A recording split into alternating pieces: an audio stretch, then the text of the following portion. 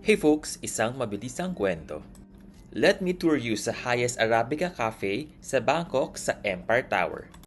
This is located at the 55th floor of the Empire Tower building and the nearest station dito ay yung BTS Chong Nonsi Station, which is yung Blue Line. Dalawang elevators yung sasakyan nyo para makapunta dito. Usually sa hapon, sobrang madaming tao, punuan yung mga upuan. Don't worry kasi may other tables din naman. May limited na breads and pastries na pwede nyong orderin.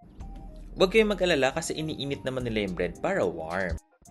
Ito nga para yung price list kung gusto nyong umorder. So, pause nyo na lang para may reference kayo. Pwede nyo itong puntahan for the clout. Joke! Short Kyoto latte and iced cafe latte yung in-order namin. Hindi ako masyadong coffee lover pero okay na siya sa panlasa ko. Pwede din kayo mag-add ng sugar, depende sa liking ninyo. Nandun siya sa may counter. Medyo matapang yung coffee. Kung fan pala kayo ng Arabica or meron kayong papasalubungan, sobrang unique nito. Ito yung price list ng mga items na binibenta nila doon. From tumblers, coffee espresso shot glass, tama nga ba, shoes, or other items, payong or bag, name it all. Operating hours from 7 a.m. till 9 p.m. as per Google.